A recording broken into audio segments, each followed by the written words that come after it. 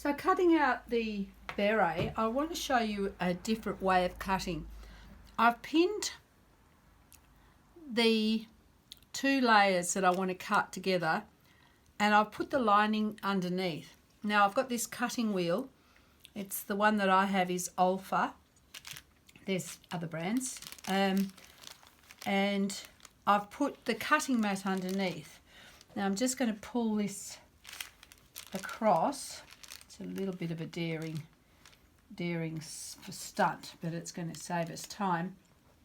And I want you to know about how to use these cutting mats, because if you're doing a lot of hats, this is actually going to give you speed, and it's actually quite accurate as well.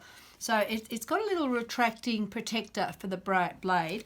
So what you need to do is, with the blade standing up and using a fair bit of pressure at this stage, just take your time and run your blade around the outside. Now, because we've got all four layers here, we are going to do the outside cut, and then we're going to separate everything, and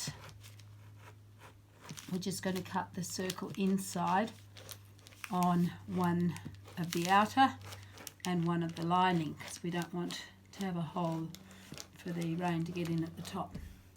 Now, it's handy to be able to walk around the table, because you want to go with the flow of the direction of your body. And so I've actually got this mat on a table that I can walk around. Okay, now you probably need to have, look at that, there's a little spot that I've missed there, and so it's good to have a pair of scissors handy just to tidy up any loose ends, and that's coming away nicely as well, so that saved me quite a bit of time. Now the next thing I need to do is just take out the pins. If you're really gung-ho, you can actually just weigh that paper down.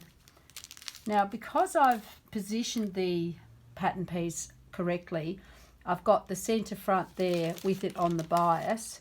Now, while I've got this here, I'm going to just draw that across so that I've got that bias. Just check. Yep, so that's going to be the centre front there. So while it's still here, I'm just going to put that notch there. Remember, tiny little notches. We don't want to see cut edges when we're sewing our pieces together. So that's the first two notches, and when we can do the other two. Now remember, with your beret, it's not making a massive difference, because we know that the distance between each of these notches will be pretty easy to find, and also even if you just laid the two layers together, you'd get out of trouble. Now that's my top bit, and we've just got to do the same here. I'll do those notches later, I'm not going to worry so much. And so these ones, we're just going to pop them both together again and pop the pattern piece on top.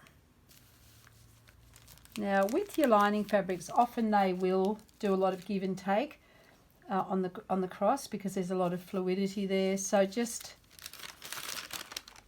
make sure that it's sitting pretty close. To be honest, the lining part is very forgiving. So if you find that you're not exactly on point, it's not the end of the world. The outer is the bit that everyone is going to see, and that's the bit that we really want to be nicely done. So you can see that sticking out a bit. I'm going to lose absolutely no sleep over that. So now in goes the cutting wheel. Again, pretty big pressure. You must have a mat for this thing, because you can't do this and still keep the dining table looking nice afterwards.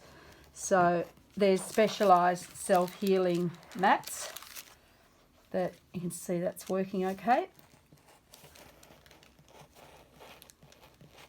So that I have, and there's just a little bit of oddness in my cutting there, so I'm just going to tidy that up. And then we have